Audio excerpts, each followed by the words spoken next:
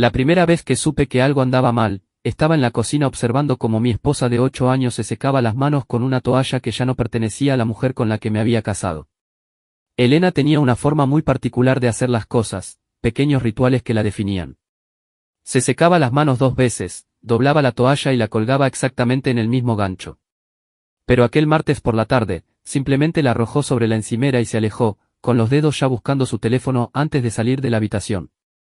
Me llamo Alejandro Rivas y solía ganarme la vida leyendo a la gente. 5 años en inteligencia militar te enseñan que cada ser humano es una colección andante de patrones. Y cuando esos patrones se rompen, algo ha cambiado en su mundo. El problema de estar entrenado para notar estas cosas es que no puedes desconectarlo, incluso cuando deseas desesperadamente creer que todo está bien. Esa noche, Elena olía extraño. No mal, solo extraño. Había un dulzor empalagoso adherido a su chaqueta, algo caro y floral que ella nunca usaría. Cuando lo mencioné, soltó esa nueva risa que había desarrollado últimamente, una que sonaba como cristales rotos intentando fingir que eran música. Oh, probablemente sea de Sandra, la de contabilidad, dijo ella. Es de esas personas que saludan con abrazos, ¿sabes? Casi me asalta en el ascensor. Asentí, sonreí y guardé el dato en la parte de mi cerebro que todavía funcionaba como una computadora de evaluación de amenazas. Un dato no significa nada. 2 sugieren una posibilidad. 3 forman un patrón. Yo ya iba por el quinto. El asunto del teléfono había empezado unas 6 semanas antes del incidente del perfume. Elena solía dejar su móvil en cualquier parte, en el brazo del sofá, en el lavabo, en la mesa de la cocina. Me volvía loco de una manera cariñosa, propia de un matrimonio estable. Yo lo encontraba bajo las revistas o enterrado entre los cojines y se lo llevaba. Ella me besaba la mejilla y me llamaba su sabueso rastreador de tecnología. Pero de repente, empezó a llevarlo siempre en el bolsillo, incluso en casa, incluso cuando solo caminaba de la sala al dormitorio. Y cuando lo apoyaba, siempre era boca abajo, con la pantalla presionada contra la superficie como si ocultara algo. Lo cual, por supuesto, hacía. La risa también había cambiado. Elena tenía una risa genuina, de garganta plena, que iluminaba todo su rostro. Yo solía pasar el día entero intentando ganarme esa risa, inventando historias del trabajo o recordando anécdotas solo para ver esa expresión. Pero últimamente, cuando miraba su teléfono, brotaba esa otra risa, más fuerte, más aguda, interpretada. El tipo de risa diseñada para convencer a alguien al otro lado de un mensaje de que te lo estás pasando mejor que nunca. A veces me acercaba por detrás mientras ella cocinaba o doblaba la ropa, y se sobresaltaba. Se estremecía como si la hubiera pillado robando algo. Lo siento, decía. Me has asustado. Pero yo me movía como siempre me he movido. Ella conocía el sonido de mis pasos sobre el suelo de madera mejor que los suyos propios. Lo que había cambiado no era mi forma de caminar, sino lo que ella estaba haciendo cuando yo aparecía. Vivíamos en Valle de los Olmos, un pueblo tan perfecto que casi parecía un decorado de cine diseñado para representar la felicidad española. Calles bordeadas de olmos viejos y arces, casas con porches delanteros y mecedoras que la gente usaba de verdad. El tipo de lugar donde el olor a pino después de la lluvia se mezclaba con el humo de las chimeneas. Elegí este lugar específicamente después de dejar el servicio, tras años de vigilancia en zonas de conflicto y evaluaciones de riesgo en lugares donde mostrar el rostro podía costarte la vida. Quería aburrimiento. Quería previsibilidad. Quería una vida donde el mayor drama fuera si los vecinos de al lado pintarían su valla este año. Elena también lo había querido, o eso dijo. Trabajaba en una agencia de marketing en la ciudad, viajando 2 horas de ida y otras 2 de vuelta. Cuando surgió el puesto en Desarrollos del Norte, justo aquí en el valle, lloró de alivio. Se acabaron los atascos, me dijo abrazada a mí. Solo 10 minutos al trabajo, cena en casa cada noche. Tiempo para vivir nuestra vida juntos.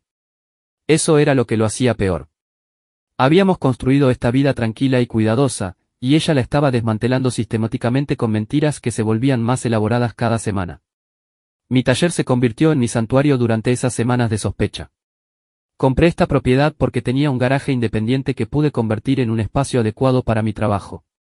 La consultoría en el sector de seguridad pagaba bien, pero lo que realmente amaba era trabajar con las manos. El garaje olía a aceite de máquinas, metal cortado y serrín. Todo tenía su lugar. Las herramientas colgaban en paneles perforados con sus siluetas marcadas para saber al instante si algo faltaba. En la esquina descansaba mi proyecto actual, una motocicleta Bultaco de 1970 que estaba restaurando, con el motor esparcido en piezas cuidadosamente organizadas. Había pasado 10 años en inteligencia militar aprendiendo a tomar el caos y convertirlo en datos, los datos en patrones y los patrones en inteligencia procesable. Se suponía que la vida civil sería diferente, más silenciosa. Pero allí estaba yo otra vez, observando a mi esposa como si fuera un objetivo de vigilancia, catalogando sus mentiras como si estuviera armando un expediente judicial. Y lo odiaba. Dios, cómo lo odiaba. Pero no podía parar. El punto de ruptura llegó un jueves por la noche. Elena estaba acurrucada en el sofá, supuestamente leyendo correos en su teléfono, cuando este vibró con una notificación. Ella fue al baño y dejó el móvil en el cojín, a mi lado. No intenté espiar. La pantalla simplemente se iluminó y allí estaba, una vista previa de un mensaje de texto flotando en la pantalla de bloqueo. No puedo dejar de pensar en lo de anoche. Eres increíble.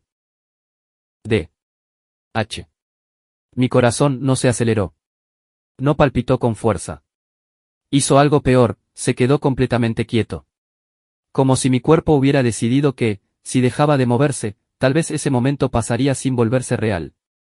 Recogí el teléfono con cuidado, como si fuera una bomba. Cuando Elena regresó, se lo tendí. Tienes un mensaje, dije, y mi voz sonó normal, incluso amable. Parece importante. Ella lo tomó, miró la pantalla y vi cómo sus pupilas se dilataban ligeramente. Observé la microexpresión que cruzó su rostro, miedo, luego cálculo, y finalmente una naturalidad forzada que casi resultaba convincente. Ah, es solo Diego, del trabajo, dijo, ya escribiendo una respuesta. Tenemos un proyecto enorme que entregar el viernes. Todos estamos trabajando horas locas. Probablemente se refiere a que por fin terminamos la preparación de la presentación. ¿A estas horas de la noche? Pregunté, manteniendo el mismo tono suave e interesado. Sí, ayer trabajamos hasta tarde. Te lo dije, ¿recuerdas? No llegué a casa hasta casi medianoche. Me lo había dicho. Y yo le había creído porque quería creerle. Porque la alternativa significaba que la paz por la que había luchado era tan real como un espejismo en el desierto. Entiendo, dije. Espero que la presentación salga bien. Me besó en la frente y la dejé hacerlo, aunque sus labios se sentían como los de una extraña que llevaba puesta la cara de Elena. Esa noche, después de que ella se durmiera, fui a mi taller y me senté en la oscuridad durante 3 horas, pensando. Lo que ocurre con el trabajo de inteligencia es que, una vez que empiezas a mirar de verdad, no puedes dejar de ver lo que encuentras. Había intentado ignorar los datos, rezando por estar equivocado, esperando que esto fuera solo una paranoia residual de mis años de servicio. Pero no me equivocaba. Así que dejé de esperar y empecé a trabajar. Teníamos un plan de telefonía familiar. Lo que Elena no sabía, porque nunca lo mencioné y ella nunca preguntó, era que la cuenta estaba a mi nombre y yo tenía acceso administrativo a todas las funciones, incluida la que permitía rastrear la ubicación del teléfono por motivos de seguridad. La activé para su móvil a las 2 de la mañana, sentado en mi taller con el portátil equilibrado sobre el banco de trabajo. El pequeño punto azul apareció en el mapa justo donde debía estar, en nuestro dormitorio, donde ella dormía a 3 metros de mí. Luego revisé el historial de ubicaciones. La aplicación guardaba 30 días de datos. Los primeros días parecían normales, de casa a la oficina, de la oficina a casa, paradas ocasionales en el supermercado o el gimnasio. Pero luego empecé a cotejar las ubicaciones con lo que ella me había dicho que estaba haciendo. Y el mapa se convirtió en una geografía de mentiras.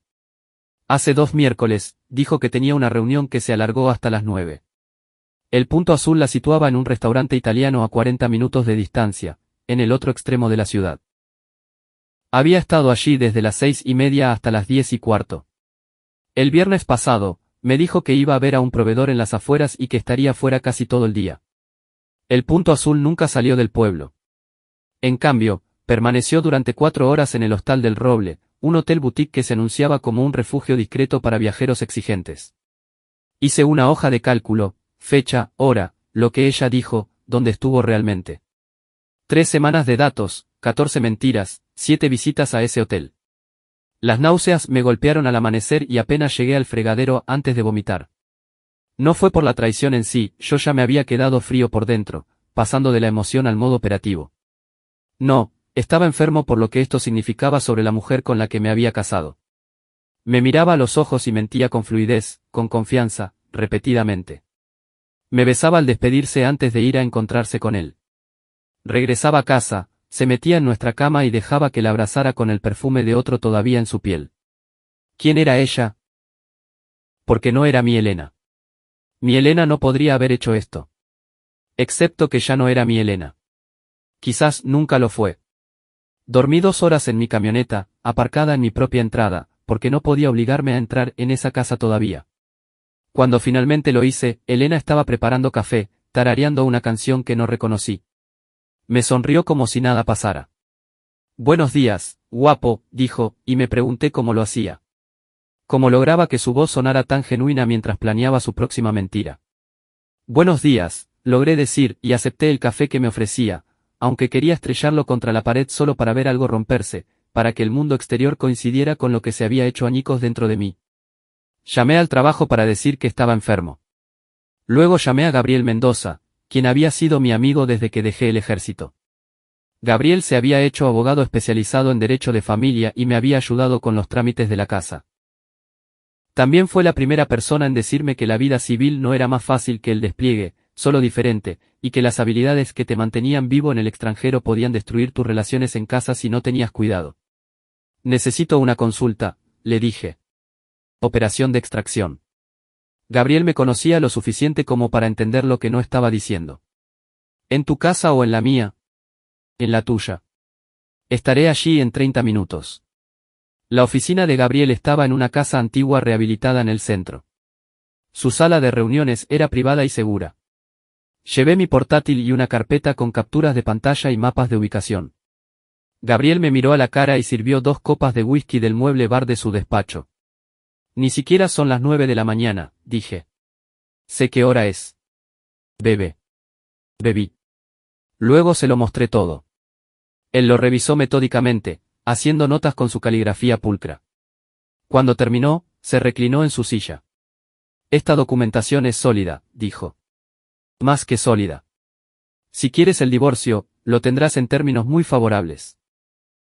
La infidelidad no cambia la disolución legal en sí, pero pesa mucho cuando negociamos el reparto de bienes y acuerdos. Lo has documentado todo correctamente, sin medios ilegales. Es admisible. Bien, dije, y mi voz sonaba como si viniera de muy lejos. Alejandro, Gabriel esperó a que lo mirara. Necesito saber que no vas a hacer ninguna estupidez. Sé cómo estás programado. Sé de lo que eres capaz cuando decides que alguien es una amenaza. Pero esto no es una zona de guerra. Es tu esposa y un idiota de su oficina. La ley se encargará de esto, pero solo si la dejas. No voy a matar a nadie, Gabriel. Eso no es lo que me preocupa.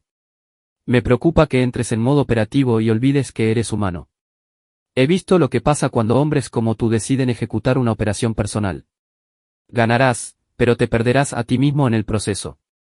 Pensé en eso, en la distancia analítica y fría que había sentido al hacer esa hoja de cálculo. En cómo había etiquetado las mentiras de mi mujer con coordenadas GPS. ¿Y si ya me he perdido? Pregunté. Gabriel volvió a llenar los vasos. Entonces nos aseguraremos de que te encuentres de nuevo cuando esto termine. Pero primero, vamos a hacer esto bien. Legal, limpio y definitivo. Voy a redactar los papeles del divorcio. Tú vas a reunir cualquier documentación financiera adicional. Y no vas a confrontarla. No vas a amenazarlo a él. No vas a hacer nada excepto seguir siendo el marido que ella cree que eres hasta que estemos listos para movernos. Puedo hacerlo, dije, y lo decía en serio. La paciencia era parte del entrenamiento. No revelas tu posición hasta que tienes todo lo necesario para el éxito. Una cosa más, dijo Gabriel. Necesitas saber quién es él. D. H. De su oficina. Necesitas un nombre y un rostro antes de proceder. Había estado evitando esa parte. Me di cuenta de que, mientras solo fueran iniciales en un mensaje, no era del todo real. Pero Gabriel tenía razón. Conoce a tu enemigo. Principio táctico básico. Me llevó menos de 1 hora. Desarrollos del Norte tenía una página web corporativa con fotos y biografías de su personal directivo. Navegué por directores de proyectos e ingenieros hasta que lo encontré, Diego Herrera, director de desarrollo, 42 años. Esa sonrisa que probablemente hacía que las mujeres de la oficina pensaran en cometer locuras. En su foto de perfil llevaba un traje que costaba más que mi moto. En su muñeca, uno de esos relojes que gritan, tengo éxito y quiero que lo sepas. Su biografía mencionaba su dedicación a proyectos innovadores y su compromiso con la construcción de relaciones duraderas. Seguro que sí. Me pregunté cuántas de ellas había construido en el Hostal del Roble. Busqué sus redes sociales. Allí estaba ella, en la imagen de portada de su Facebook, Diego con el brazo alrededor de una mujer rubia y dos hijos adolescentes.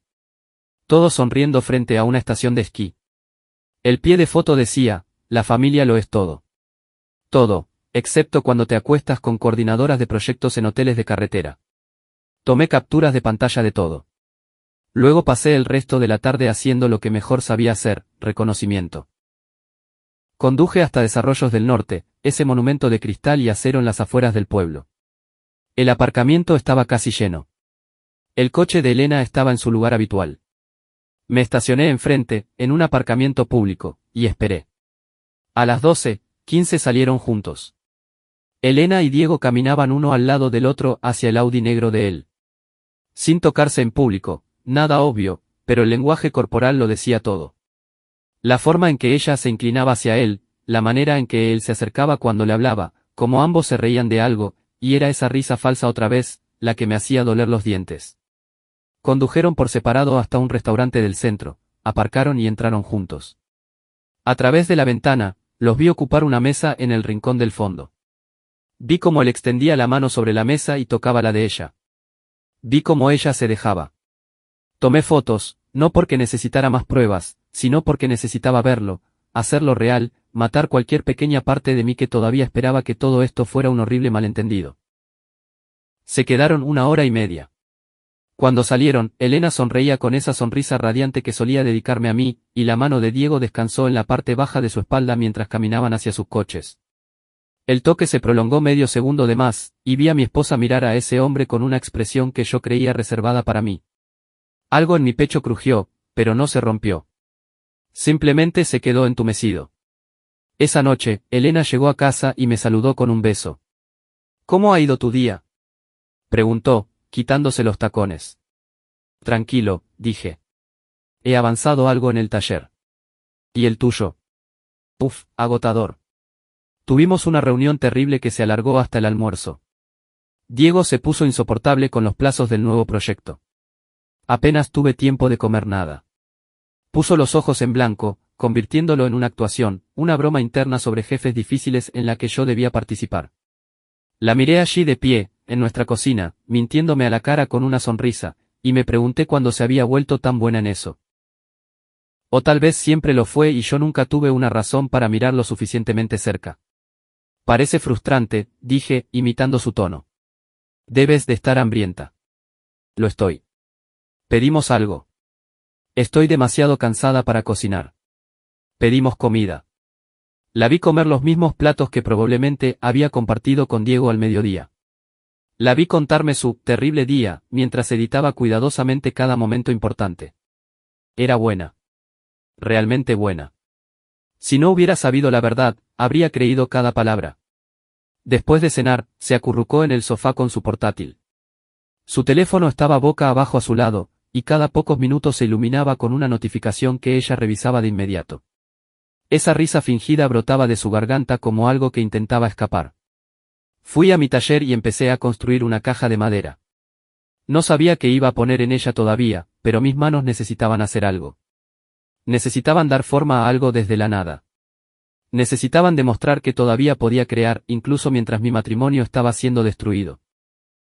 El olor a pino recién cortado y el ritmo de la sierra me dieron algo en lo que concentrarme. Alrededor de la medianoche, Elena apareció en la puerta del taller. ¿Vienes pronto a la cama? Solo quiero terminar esta pieza, dije sin levantar la vista. Se acercó por detrás, me rodeó la cintura con los brazos y apoyó la cabeza en mi espalda. El mismo gesto que había hecho 1000 veces, pero su perfume olía mal y su contacto se sentía como una mentira. Tuve que esforzarme para no apartarme. Te quiero, susurró contra mi camisa. Cerré los ojos y me pregunté si ella sabía siquiera lo que significaban esas palabras. Yo también, dije, y lo añadí a la lista de mentiras que nos estábamos contando. La tarde siguiente, Elena anunció que tenía que ir a la capital para un viaje de negocios de una noche. Algo de última hora, dijo mientras preparaba una maleta pequeña. Hay un problema con un proveedor y Diego cree que debería ir a hablar con ellos cara a cara. Salgo en una hora, volveré mañana por la tarde. Es repentino, dije, manteniendo la voz neutral. Lo sé, lo siento, pero es importante. Diego me lo pidió específicamente, dice que soy la que mejor se lleva con ellos. Ya se había ido mentalmente, moviéndose en piloto automático, revisando su maquillaje en el espejo del pasillo. Bueno, buena suerte, dije. Conduce con cuidado. Me dio un beso de despedida, prometió llamar desde el hotel y se fue en un torbellino de ese perfume equivocado y falsas promesas. Esperé 15 minutos. Luego fui a mi taller y abrí el cajón con llave donde guardaba ciertos objetos de mi vida anterior. La grabadora de audio activada por voz era del tamaño de un paquete de chicles, con una batería de larga duración y memoria para 30 horas de audio nítido. Había usado dispositivos como este en lugares donde ser descubierto con equipo de grabación podía significar la muerte. Usarlo en el coche de mi esposa se sentía a la vez ridículo e inevitable. Fui al aparcamiento de su oficina. Su coche seguía allí, lo que significaba que aún no se había ido. El lugar estaba casi vacío, era viernes por la tarde y la mayoría ya se había marchado. Usé mi copia de las llaves para abrir la puerta trasera y deslicé la grabadora bajo el asiento del conductor, asegurándola al marco metálico con su soporte magnético. Entrar y salir en menos de 30 segundos. Viejas costumbres. Luego volví a casa y esperé. La grabadora solo guardaría audio cuando alguien hablara. La había colocado con precisión profesional. Lo había hecho antes, solo que nunca a alguien a quien hubiera prometido amar en lo bueno y en lo malo. Esa noche, solo en la casa que habíamos construido juntos, me serví 3 dedos de whisky e intenté leer. Me rendí tras darme cuenta de que llevaba 20 minutos mirando la misma página. Finalmente, fui al taller y trabajé en la moto hasta que mis manos estuvieron negras de grasa y mi mente demasiado cansada para pensar en lo que estaba pasando en la ciudad. Elena llamó sobre las 9. Hola, cariño. Acabo de llegar al hotel. Un viaje largo, pero estoy bien. Voy a cenar algo y a dormir. Te quiero. Hablamos mañana. Yo también te quiero, le dije a la extraña que sonaba como mi esposa. No dormí esa noche. Me quedé en nuestra cama mirando al techo, escuchando los crujidos de la casa vieja, sintiéndome más solo de lo que jamás me sentí desplegado en territorio hostil. El día siguiente pasó con lentitud. Limpié la casa, cambié el aceite a la camioneta, reorganicé el taller. Tareas normales de un hombre cuya vida se estaba desmoronando en silencio. Revisaba el punto azul en el mapa. Nunca fue a la capital. Fue al Hostal del Roble y se quedó allí 14 horas. Elena regresó el domingo por la tarde, cansada pero animada, con una pequeña bolsa de regalo. Te he traído algo, dijo, entregándomela. Era un llavero de un equipo de fútbol local, el tipo de regalo que compras en una gasolinera al salir de la ciudad. Gracias, dije, dándole vueltas en la mano. Una baratija para conmemorar un viaje que nunca existió. Comprada probablemente para que su mentira pareciera más convincente. ¿Cómo ha ido tu fin de semana?, preguntó ella mientras iba al dormitorio a desempacar. Tranquilo. Trabajando en la Bultaco. Yo estoy agotada. La reunión con el proveedor se alargó, luego cenamos, más reuniones esta mañana, pero creo que lo hemos solucionado todo. Era buena. Muy buena. Mirándome a los ojos mientras inventaba todo su fin de semana. Asentí, hice ruidos de interés y representé mi papel. El lunes por la mañana, después de que Elena se fuera a trabajar, recuperé la grabadora de su coche. Mis manos temblaban mientras la conectaba a mi portátil en el taller y odié que temblaran. Odié que, después de todo lo que ya había confirmado, todavía pudiera estar nervioso por lo que iba a escuchar. Me puse los auriculares y pulsé play. Los primeros 20 minutos eran solo ruido de carretera y la radio. Elena tarareando canciones. Nada útil. Luego, su teléfono sonó a través del manos libres del coche. Hola, preciosa. ¿Vienes de camino? La voz de Diego, suave e íntima. Sí, acabo de entrar en la autopista. Estaré allí en unos 40 minutos. Esa era la voz de Elena, pero diferente, más ligera, más joven, como sonaba cuando empezamos a salir. Perfecto. He reservado la misma habitación de la última vez. Ya he hecho el registro. Eres terrible, dijo ella. Pero se estaba riendo. Esa risa real que yo no había oído en meses. ¿Y si alguien de la oficina ve tu coche allí? Por eso he aparcado en el lote de atrás. Genio, ¿verdad? Además, todos piensan que tú estás de viaje y yo en casa de mi hermana. Estamos cubiertos. Dios, esto es tan complicado a veces. Pero vale la pena, ¿verdad? Las noches de viernes contigo son lo mejor de mi semana, bajó la voz. Para allá, que me vas a hacer sonrojar antes de llegar. Siguieron hablando así, con una intimidad fácil, hasta que ella llegó al hotel. El audio captó el sonido de la puerta, sus pasos y luego se cortó. La siguiente grabación empezó el sábado por la tarde. El sonido de las puertas abriéndose, ambos subiendo al coche. Siento que apenas hemos salido de la cama, dijo Elena riendo. ¿Para qué querríamos hacerlo? Además, dijiste que tenías que volver el domingo. Estoy aprovechando el tiempo que tenemos. Alejandro me ha enviado un mensaje preguntando si la reunión iba bien. Le he dicho que se estaba alargando. ¿Cómo lo lleva él? Preguntó Diego, y había algo en su voz que no pude identificar del todo, curiosidad, culpa, diversión. Está bien. No sospecha nada. Confía en mí ciegamente. La voz de Elena era pragmática, casi despectiva. Es tan predecible. Todavía cree que de verdad trabajo hasta tarde cuando se lo digo. Se cree cada viaje de negocios. Es un poco triste, la verdad. Mis manos se cerraron sobre la mesa con tanta fuerza que mis nudillos se pusieron blancos. Triste. Diego se rió. Esa es una forma de llamarlo. No me refiero a triste de patético. Solo triste porque es tan confiado. Es un buen hombre, Alejandro. No se merece esto. Lo dijo como quien comenta el tiempo, como si mi dolor fuera un concepto abstracto que no la tocaba realmente. Entonces, ¿por qué lo haces? Preguntó Diego. Ahora identifiqué su tono, la estaba probando, viendo que tan comprometida estaba con esa aventura. Porque tú me haces sentir viva, dijo Elena, y su voz bajó a ese registro íntimo que solía reservar para mí. Cuando estoy contigo, recuerdo lo que es estar emocionada por algo. Alejandro es estable. Es fiable. Está ahí cada día haciendo las mismas cosas, siendo la misma persona. Y Dios, eso era lo que yo quería cuando nos mudamos aquí. Pero ahora se siente como vivir en un museo. Como si estuviera atrapada siendo la persona que era en lugar de la que podría ser. ¿Y quién podría ser? Preguntó Diego, siguiendo el juego de su fantasía. Alguien interesante, alguien que toma riesgos, alguien a quien la gente nota. Siguieron hablando, trazando su engaño, haciendo planes para la próxima vez que pudieran escaparse. En un momento dado, Diego mencionó a su esposa, bromeando sobre cómo ella se había creído su historia. Somos personas terribles, dijo Elena. Pero se estaba riendo. Somos personas que merecen ser felices, corrigió Diego. La vida es demasiado corta para estar atrapados en matrimonios que ya no funcionan. El tuyo no funciona. Funciona bien. Solo es aburrido, como el tuyo. Alejandro no es aburrido. Solo es predecible. Es lo mismo, cariño. El audio continuó, pero dejé de escuchar. Me quedé sentado en mi taller con los auriculares puestos y algo dentro de mí, que apenas se sostenía, terminó de romperse por completo. No fue una explosión, fue un desmoronamiento silencioso. Eso habría sido una liberación, habría significado lágrimas o rabia. No, esto fue diferente. Fue cada parte blanda de mí endureciéndose.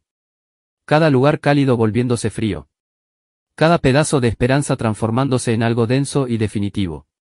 Ella pensaba que yo era predecible, aburrido, triste en mi confianza, como si mi fe en ella fuera un defecto de carácter en lugar de una elección que yo hacía cada día para creer en nosotros.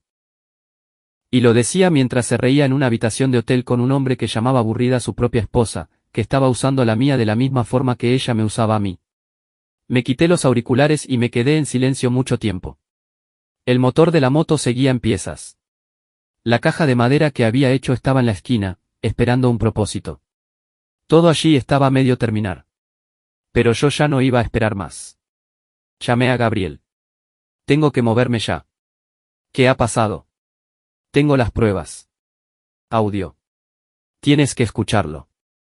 Vino esa misma noche, después de que Elena se fuera a la cama alegando que estaba agotada por su viaje. Nos sentamos en el taller y le puse fragmentos de la grabación. Su rostro se endureció, profesional, pero vi un destello de ira en sus ojos cuando Elena me llamó predecible y triste. Esto es más que suficiente, dijo cuando detuve la reproducción. De hecho, es más de lo que necesitamos. ¿Cuándo quieres presentar la demanda? Mañana. Alejandro, deberíamos planear esto. Buscar el momento óptimo para entregarle los papeles. Coordinarlo todo. No, mañana. He terminado de vivir en esta mentira. Gabriel me estudió con esa mirada cuidadosa de los abogados. ¿Qué estás planeando? Nada ilegal, nada violento. Solo honestidad. Por primera vez en meses, voy a ser completamente honesto. Eso me pone nervioso. Debería ponerla nerviosa a ella. He estado jugando a su juego, fingiendo que no sé nada, siendo el marido predecible que ella cree que soy. Pero eso se acaba mañana. Mañana descubrirá exactamente quién soy en realidad. Gabriel se fue alrededor de la medianoche con instrucciones de tener los papeles listos a primera hora. Me quedé en el taller hasta el amanecer, sin trabajar en nada, solo sentado en la oscuridad, sintiendo el peso de 8 años convirtiéndose en algo que tendría que empaquetar y guardar, como herramientas viejas que nunca volvería a usar. El lunes por la mañana preparé café para los dos, como siempre. Elena bajó vestida para el trabajo, ya distraída con su teléfono, y le entregué su taza con la cantidad exacta de leche que le gustaba. Me besó en la mejilla distraídamente y la dejé hacerlo, preguntándome si podía saborear la mentira en mi inmovilidad. Tengo una reunión a primera hora, dijo ella, revisando mensajes. Puede que hoy llegue tarde. Empieza un proyecto nuevo. No me esperes despierto. No lo haré, dije, y lo decía en serio. Después de que se fue, hice copias de todo, los datos GPS, las fotografías, las grabaciones. Gabriel tenía lo necesario para el caso legal, pero yo tenía otra cosa en mente. Esa tarde salí temprano del trabajo y conduje hasta Desarrollos del Norte. Esperé en mi camioneta hasta que vi el Audi negro de Diego entrar en el aparcamiento sobre las 4:30. Aparcó en su plaza reservada, por supuesto que tenía plaza reservada, y se dirigió a la entrada hablando por teléfono, probablemente enviando un mensaje a mi esposa sobre su próximo encuentro. Bajé de la camioneta y crucé el aparcamiento. Diego Herrera. Él se giró, entrecerrando los ojos bajo el sol de la tarde. Sí. Alejandro Rivas. No le ofrecí la mano. Tenemos que hablar. Vi cómo el reconocimiento cruzaba su rostro, seguido de una confusión fingida. Lo siento, nos conocemos. Soy el marido de Elena, dije con voz plana, sin emoción, y observé cómo su cara pasaba por varios estados interesantes. Deberíamos hablar en privado. No querrás tener esta conversación aquí. Miró alrededor del aparcamiento, calculando las probabilidades, intentando descifrar si yo era peligroso. Finalmente, asintió. En mi coche. Subimos a su Audi. Olor a cuero nuevo y silencio caro. Las manos de Diego estaban blancas de tanto apretar el volante. Mira, antes de que digas nada, empezó él, y casi admiré lo rápido que pasó a la defensiva. No ha pasado nada entre Elena y yo que cruce ninguna línea profesional, para. Saqué mi teléfono, abrí el archivo de audio y reproduje solo 10 segundos. La voz de Diego diciendo, la misma habitación de la última vez, y Elena riendo. Lo detuve. El rostro de Diego se puso pálido. ¿De dónde has sacado? Soy consultor de seguridad. Pasé 5 años en inteligencia militar. ¿De verdad creías que eras más listo que yo? Mantuve mi voz conversacional, casi amable. Tenía más impacto así. Lo sé todo sobre el Hostal del Roble. Sé cada vez que ella mintió sobre trabajar hasta tarde o ir a la capital. Tengo datos GPS, fotografías, grabaciones de audio. Tengo pruebas suficientes para enterraros a los dos. Escucha, no sé qué crees que sabes. Reproduje otro clip. La voz de Elena diciendo, no sospecha nada. Confía en mí ciegamente. Diego dejó de hablar. Saqué un sobre de mi chaqueta y se lo entregué. Ahí dentro encontrarás impresos de tus mensajes de texto, fotos de vosotros almorzando, transcripciones de vuestras conversaciones y mapas de vuestras visitas a hoteles durante los últimos 3 meses. Abrió el sobre con manos temblorosas, hojeó el contenido y vi cómo se daba cuenta de que estaba totalmente acorralado. ¿Qué quieres? Preguntó finalmente. El cambio de la negación a la negociación. Elena va a ser despedida de esta empresa hoy mismo.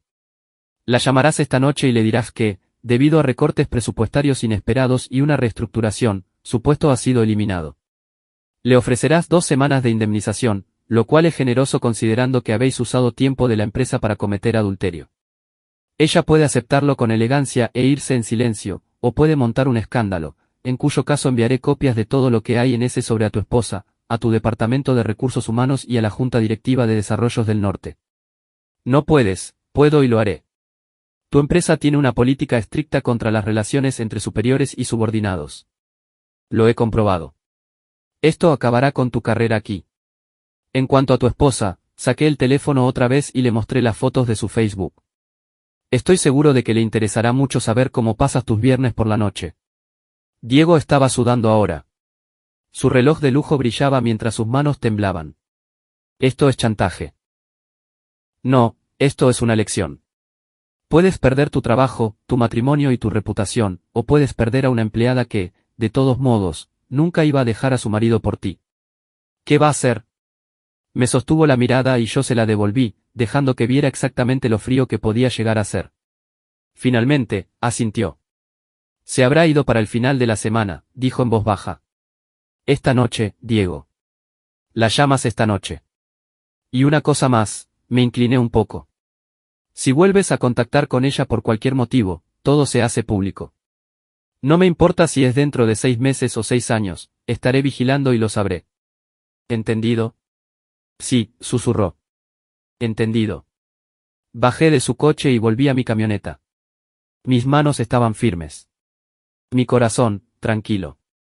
Había ejecutado la operación exactamente como la planeé. Ahora solo quedaba el desenlace. Esa noche preparé la cena. Pollo a la parmesana, uno de los favoritos de Elena. Puse la mesa con esmero, incluso encendí velas. Cuando ella llegó sobre las 7, con aspecto cansado, parpadeó sorprendida. ¿Qué es todo esto? Preguntó, pero sonreía, probablemente aliviada de que yo no preguntara por su día. Solo me apetecía hacer algo especial, dije. Hace tiempo que no cenamos juntos de verdad.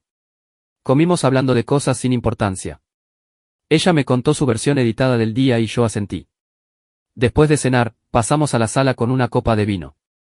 Elena se acurrucó en el sofá, relajándose por fin, con su teléfono al lado como siempre. Entonces sonó. El nombre de Diego apareció en la pantalla. Ella lo miró y luego a mí. Lo siento, debería coger esto, es algo del trabajo. Claro, dije. Fue a la cocina y la oí decir, ¿qué pasa?, con voz profesional. Luego silencio. ¿Cómo que qué? Espera, estás bromeando, Diego. Esto no tiene gracia. Su voz subía de tono, el pánico asomaba. Pero si me ascendieron el mes pasado. No puedes. La conversación duró unos 5 minutos. Cuando volvió a la sala, su rostro estaba desencajado, sus ojos húmedos por el shock. Me acaban de despedir, dijo, como si no pudiera creer sus propias palabras. Recortes, puesto eliminado. Me dan 2 semanas y tengo que recoger mis cosas para el viernes. Oh, Dios mío. Me levanté y me acerqué a ella. Elena, lo siento mucho. ¿Qué ha pasado? No lo sé. Diego dice que viene de la dirección, un plan de reestructuración, pero no lo entiendo. Todo iba bien. Estaba haciendo un buen trabajo. Estaba llorando de verdad ahora, y se veía tan perdida que casi sentí lástima por ella. Casi. Oye, tranquila, dije, dándole un abrazo. Lo solucionaremos. Encontrarás otra cosa. No es el fin del mundo. Lloró sobre mi hombro y yo la sostuve, preguntándome si tenía idea de que su mundo estaba a punto de ponerse mucho peor. Al día siguiente, llegué a casa y encontré a Elena en la mesa de la cocina, con el portátil abierto, rodeada de currículums impresos. Me miró con una sonrisa frágil. He estado enviando solicitudes todo el día, dijo. Alguien querrá entrevistarme, ¿verdad? Tengo buena experiencia, buenas referencias. Seguro que sí, dije, pensando en cómo irían esas referencias cuando preguntaran a su antiguo empleador por qué se había ido. Esa noche, después de cenar, cuando ella ya se había convencido de que esto era solo un bache temporal, fui al taller y traje una carpeta. Oye, dije, sentándome frente a ella. Tenemos que hablar de algo. Ella levantó la vista, esperando probablemente palabras de ánimo. En su lugar, abrí la carpeta y saqué la primera hoja, el mapa GPS con los movimientos de su coche marcados en azul y el hostal del Roble con una estrella roja. Lo puse sobre la mesa. Elena lo miró y luego me miró a mí. ¿Qué es esto? Saqué la siguiente página, una foto de ella y Diego almorzando, su mano en su espalda. Luego otra, ellos bajando del coche en el hotel. Luego las transcripciones de los audios. Observé su rostro pasar de la confusión al reconocimiento, al horror y finalmente a algo que podría ser cálculo, intentando ya buscar una explicación. Elena, lo sé todo, dije, y mi voz era tan calma como el agua estancada. Lo sé desde hace semanas. Tengo datos GPS de cada vez que mentiste. Tengo grabaciones de tus charlas con Diego. Tengo fotos. Lo tengo todo. Su boca se abrió, pero no salió ningún sonido. Se quedó allí sentada, mirando las pruebas de su traición esparcidas por nuestra mesa. Necesito que escuches con mucha atención, continué. No voy a gritar. No voy a perder los estribos. Solo voy a decirte la verdad, quizás por primera vez en meses, y tú vas a escucharla. ¿Puedes hacerlo? Ella sintió, con las lágrimas ya corriendo por sus mejillas. Has destruido nuestro matrimonio. No por el sexo con Diego, eso es solo un síntoma. Lo destruiste cada vez que me miraste a los ojos y me mentiste. Cada vez que volvías de su cama y te metías en la nuestra. Cada vez que dejabas que te abrazara mientras planeabas tu próxima traición. Me llamaste predecible, aburrido, dijiste que era triste lo mucho que confiaba en ti. Vi cómo se estremecía al oír sus propias palabras. Tienes razón. Era triste, pero no porque yo confiara en ti. Era triste porque te convertiste en el tipo de persona que toma esa confianza y la convierte en un chiste. Alejandro, por favor, ¿puedo explicarlo? No, no puedes. No hay explicación que haga que esto esté bien. Tomaste decisiones, Elena. Cientos de ellas. Cada mentira fue una elección. Cada encuentro secreto fue una elección. Cada vez que te reías con el de lo despistado que era yo, fue una elección. Y yo también estoy tomando una elección ahora. Saqué el último documento de la carpeta, los papeles del divorcio ya redactados. Gabriel los ha presentado esta mañana, dije. Te los entregarán oficialmente mañana. La casa está a mi nombre, la compré antes de casarnos con mis ahorros del ejército. No tienes derecho a nada de la propiedad. Nuestros coches son independientes. No tenemos hijos, gracias a Dios. Así que esto será limpio y rápido. Elena sollozaba ahora, intentando alcanzar mis manos sobre la mesa. Por favor, no hagas esto, Alejandro. Cometí un error, lo sé, pero podemos arreglarlo. ¿Podemos ir a terapia? ¿Arreglar qué? Retiré mis manos. No has roto algo, Elena. Lo has aniquilado. Has tomado 8 años de mi vida y los has convertido en una mentira. Has usado mi confianza como un arma para herirme. Y lo hiciste mientras sonreías, me dabas el beso de buenas noches y me decías que me querías. Así que no, no podemos arreglarlo porque no queda nada que arreglar. ¿A dónde voy a ir? Su voz era pequeña, desesperada. Acabo de perder mi trabajo. No tengo a dónde ir. Eso ya no es mi problema, dije, y vi cómo se daba cuenta de que lo decía en serio. Tienes 2 semanas antes de que necesite que dejes esta casa. Eso debería darte tiempo para buscar un piso o irte con tu familia. O tal vez Diego pueda ayudarte, ya que se le da tan bien hacerte sentir viva. Alejandro, tú no eres así. No eres tan frío. Te conozco. Eres bueno. No, la interrumpí. No me conoces. Conoces al hombre que intentaba ser, el civil, el marido pacífico. Pero ese hombre confiaba en su esposa, y su esposa lo destruyó. Lo que queda es la persona que era antes, la que intenté dejar atrás cuando me casé contigo. Y esta persona no perdona la traición. Esta persona completa la misión y sigue adelante. Me levanté, dejando los papeles y las pruebas sobre la mesa. Dormiré en la habitación de invitados. Puedes quedarte en el dormitorio principal por ahora.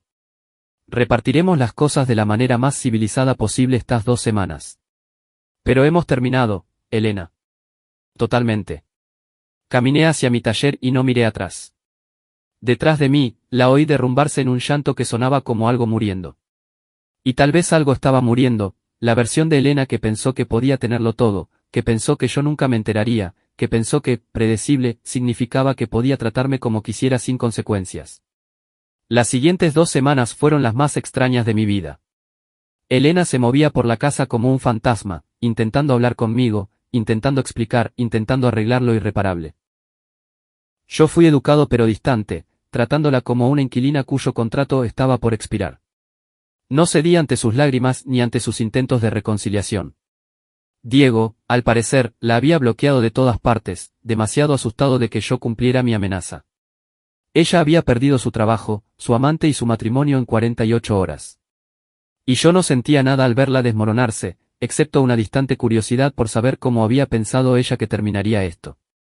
Gabriel gestionó el divorcio con una eficiencia aterradora. Elena firmó todo sin rechistar. ¿Qué otra opción tenía? Su abogado vio las pruebas y le aconsejó aceptar cualquier oferta que yo estuviera dispuesto a dar. Yo me quedaría con la casa, ella con su coche, y dividiríamos los ahorros a partes iguales. Sin pensiones, sin vínculos, solo una ruptura limpia. En su último día, la ayudé a cargar cajas en un camión de mudanzas. Había encontrado un pequeño apartamento al otro lado de la ciudad, algo barato y temporal. Intentó buscar mi mirada una última vez. De verdad te quise, dijo mientras sostenía una caja. Tal vez, admití, pero no lo suficiente. No lo suficiente para que importara. Se fue y cerré la puerta. Me quedé en el silencio repentino de mi casa. Nuestra casa. No, mi casa. El silencio se sentía diferente esta vez. No vacío, sino limpio.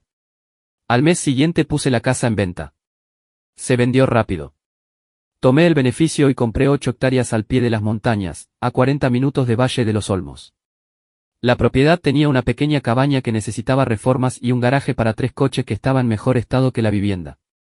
Perfecto. Pasé 3 meses convirtiendo ese garaje en un taller de verdad. Instalé una estufa de leña para el invierno y construí estanterías a medida para mis herramientas. La cabaña la arreglaría con el tiempo, pero el taller era la prioridad. Allí era donde viviría de verdad. Traje mi bultaco y volví a trabajar en ella, esta vez con enfoque real. Terminé el motor, arreglé la electricidad, reconstruí el carburador. Cada noche trabajaba hasta que mis manos estaban demasiado cansadas para sostener las herramientas. Luego me sentaba en la puerta del taller mirando las montañas y sentía algo que no había sentido en años, paz. No felicidad todavía, eso vendría después, pero sí paz. El tipo de paz que viene de vivir con honestidad, de no tener que preguntarte si la persona que duerme a tu lado te está mintiendo. De saber exactamente quién eres y qué estás dispuesto a tolerar. Llevaba unos 4 meses en mi nuevo hogar cuando Gabriel llamó. Tienes que saber algo, dijo.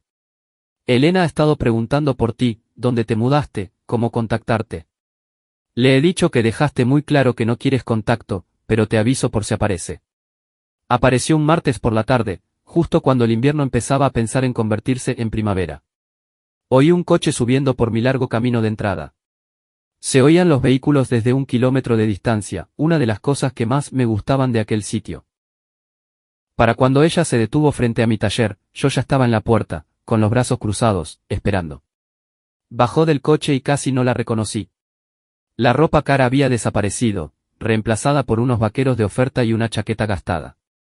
Sin maquillaje, el pelo en una coleta sencilla. Parecía 10 años mayor e infinitamente más cansada. ¿Cómo has encontrado este lugar?, pregunté. Contraté a alguien. No te preocupes, me costó lo último que me quedaba. Intentó sonreír, pero la sonrisa murió a mitad de camino. ¿Puedo hablar contigo, por favor? Solo 1 minuto. Cada instinto me decía que dijera que no, que la echara, que mantuviera la frontera limpia que había construido. Pero sentía curiosidad, de la misma forma que sientes curiosidad por un accidente de coche que ves en la carretera. Tienes 5 minutos, dije, sin moverme de la puerta. Se acercó y vi que había estado llorando recientemente, y probablemente a menudo. Lo he perdido todo, dijo, como si yo no lo supiera. El piso, los ahorros, me quitaron el coche. Estoy viviendo con mi hermana ahora, pero no puedo seguir pagándole el alquiler y no sé qué hacer. Sigue sin ser mi problema, dije. Lo sé. Sé que no lo es, pero necesito que sepas que lo siento. De verdad, lo siento de corazón. Destruí lo mejor que tenía en mi vida y lo hice por alguien a quien ni siquiera le importaba. Diego ni siquiera reconoce que existo ahora. Me usó y me tiró. Y yo lo dejé porque fui estúpida y egoísta y necesitaba sentirme especial. Eras especial para mí, dije. Pero eso no fue suficiente para ti. Lo sé ahora. Dios, Alejandro, lo sé. Me despierto cada día sabiendo lo que perdí y me está matando. Por favor, podemos intentarlo de nuevo. Haré lo que sea. Iré a terapia, trabajaré en lo que sea, pasaré el resto de mi vida compensándote. Solo, por favor, no me dejes así. La miré allí de pie, rota y desesperada. Y finalmente, por fin, comprendiendo el coste de lo que había hecho. Una parte de mí, una parte minúscula, sintió lástima por ella. Parecía alguien que lo había apostado todo a una mala mano y había perdido. Pero la mayor parte de mí, la que había pasado meses reconstruyéndose desde los escombros de sus mentiras, no sentía nada más que una distante finalidad. No, dije simplemente. Alejandro, por favor, Elena, escúchame. Escúchame de verdad. No solo me engañaste. Te reíste de lo estúpido que era por confiar en ti. Me llamaste aburrido, predecible y triste. Tomaste todo lo que te di, mi fe, mi amor, mi lealtad, y te burlaste de ello. No solo me rompiste el corazón, intentaste romper quién soy como persona. Y de eso no se vuelve. No quería decir, sí, querías. Sentías cada palabra. Y tal vez te arrepientas ahora, ahora que te ha costado todo. Pero ese arrepentimiento no es un cambio real, Elena. Son solo las consecuencias alcanzando tus decisiones. Me quieres de vuelta porque estás sola, asustada y sin dinero, no porque me quieras a mí. Quieres lo que yo representaba, estabilidad, seguridad, alguien que limpie tus desastres y te perdone por provocarlos. Las lágrimas corrían por su cara. Eso no es verdad. Te quiero. Todavía te quiero. Tal vez lo hagas, a tu manera. Pero no es suficiente. Nunca lo fue. Porque el amor sin respeto es solo necesidad. Y no voy a pasar mi vida siendo necesitado por alguien que no me respeta lo suficiente como para ser honesta conmigo. Entonces eso es todo. Su voz se quebró. Simplemente has terminado. Después de 8 años, puedes darte la vuelta y no mirar atrás. Miré atrás. Miré atrás a cada mentira, a cada encuentro secreto, a cada vez que lo elegiste a él sobre mí. Miré atrás a todo eso. ¿Y sabes qué vi? Vi a alguien que no merecía lo que yo le ofrecía. Así que sí, he terminado. Totalmente. Empecé a cerrar la puerta y ella se lanzó hacia adelante, agarrando el borde. Alejandro, por favor. No tengo nada. Ni trabajo, ni dinero, ni a dónde ir. Te lo ruego. Me detuve y miré su mano en mi puerta, luego su rostro. Me tenías a mí. Tenías un hogar, un marido que te amaba, una vida por la que la mayoría mataría. Lo tenías todo y elegiste arriesgarlo por alguien que te usaba como entretenimiento. Esas fueron tus decisiones, y estas son tus consecuencias. No voy a rescatarte de ellas. Retiré suavemente su mano de la puerta. Vuelve con tu hermana. Rehaz tu vida. Busca ayuda si la necesitas, pero hazlo sin mí. Ya no soy tu red de seguridad. Cometí un error. Gritó mientras yo cerraba la puerta. Todo el mundo comete errores. Se supone que debes perdonar. Eso es lo que significa el amor. Eché la llave y me quedé allí escuchándola llorar al otro lado. La oí suplicar, negociar y rogar. Duró unos 10 minutos antes de que finalmente se rindiera, subiera a su coche y se fuera. Volví a mi banco de trabajo, donde estaba terminando a mano el mango de un cuchillo. Me senté y retomé mis herramientas. Mis manos estaban firmes. Mi corazón, tranquilo. Afuera, la última luz del día se desvanecía tras las montañas. Y bajo la cálida luz del taller, seguí trabajando. El perdón era para los errores pequeños, para el error humano, para la gente que asumía lo que había hecho e intentaba cambiar genuinamente. Lo que Elena había hecho no fue un error, fue una serie de decisiones deliberadas tomadas durante meses. Y su único arrepentimiento era haber sido descubierta y enfrentar las consecuencias. Hay cosas que no se perdonan. Hay cosas de las que simplemente sobrevives, aprendes y te alejas. Y eso es lo que yo había hecho. Sobrevivir, aprender, alejarme. El mango del cuchillo se sentía bien en mi mano mientras le daba forma. Construir algo.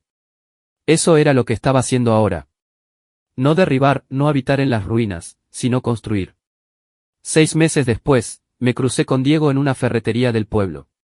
Yo estaba cargando madera en mi camioneta cuando él salió con suministros de pintura. Nos vimos en el mismo instante. Observé cómo consideraba huir y luego decidí a no hacerlo. Alejandro, dijo con cautela. Diego. Nos quedamos en un silencio incómodo. Él también parecía mayor, estresado. Me pregunté si su esposa se habría enterado o si simplemente cargaba con el peso de sus actos. Quería decir, empezó él. No lo hagas, lo interrumpí. No hay nada que puedas decir que importe. Viste algo que querías y lo tomaste sin importarte a quién herías. Ese es quien eres. Solo hazme un favor. ¿Qué? La próxima vez que quieras algo que pertenece a otro, recuerda que las consecuencias son reales y que algunos de nosotros no perdonamos. Subí a mi camioneta y me alejé, dejándolo allí con sus botes de pintura y su culpa. La vida se volvió más silenciosa después de aquello. Trabajé en mis contratos, construí cosas en mi taller, terminé de restaurar la Bultaco y empecé a sacarla en largos viajes por las montañas, sintiendo el aire frío, la vibración del motor y la libertad absoluta de estar solo por elección y no por traición. Salí con alguien eventualmente, cosas casuales que no llegaron a nada. Y estaba bien. No buscaba a alguien que me completara o me arreglara. Simplemente vivía de forma plena y honesta. Y si alguien aparecía y encajaba en esa vida, genial. Si no, también genial. Una tarde de domingo, trabajando en mi taller con las puertas abiertas para dejar entrar el aire de primavera, me di cuenta de que llevaba una semana entera sin pensar en Elena, ni en Diego, ni en nada de aquello. La traición se había convertido en algo más que había sucedido, archivado junto con los despliegues militares y los tiroteos y todas las otras cosas que sobrevives y dejas atrás. No era feliz en el sentido estático de un final de película, pero estaba satisfecho. Estaba construyendo la vida que quería, proyecto a proyecto, sin tener que preguntarme si alguien la estaba destruyendo a mis espaldas. Vendí la moto ese verano a un coleccionista que apreció el trabajo de restauración. Saqué 3 veces lo que había invertido y empecé a buscar el siguiente proyecto.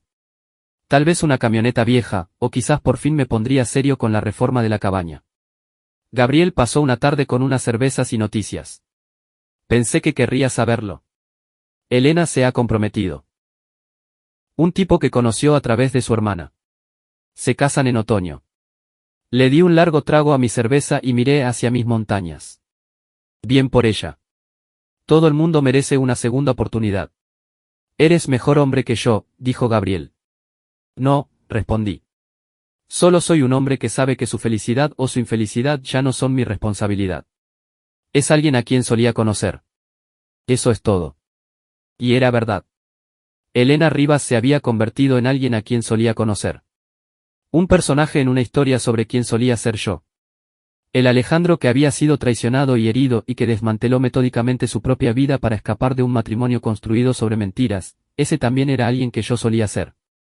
La persona que era ahora construía cosas, creaba cosas, vivía honestamente y sin disculpas. Esa persona no guardaba rencores, porque los rencores son solo otro tipo de peso, y yo ya me había despojado de suficiente lastre. Esa noche encendí la estufa de leña, aunque no hacía frío suficiente para necesitarla, solo porque me gustaba el olor y el sonido. Saqué papel limpio y empecé a esbozar los planos para la reforma de la cabaña. Ventanas nuevas, una cocina más amplia, tal vez una terraza con vistas al valle. Proyectos, siempre proyectos. En eso consistía la vida ahora, una serie de cosas que construir, mejorar y hacer crecer. No perfectas, solo mejores. Y en algún lugar de fondo, apenas audible sobre el crepitar del fuego y el viento entre los pinos, podía oír el eco de quien solía ser, despidiéndose de quien había sido. Agradecido por las lecciones, por las cicatrices y por el conocimiento de que hay cosas por las que vale la pena luchar y otras de las que solo vale la pena alejarse. Yo elegí alejarme. Elegí construir algo nuevo sobre el intento de resucitar algo muerto. Y cada día esa elección se sentía más correcta, más verdadera, más parecida a lo que exactamente debía estar haciendo. Las montañas se alzaban silenciosas tras mis ventanas, pacientes y permanentes. Y yo me senté en mi taller, rodeado de herramientas, madera y posibilidades. Y por primera vez en años, sentí que estaba exactamente donde necesitaba estar. No feliz todavía, pero llegando a ello.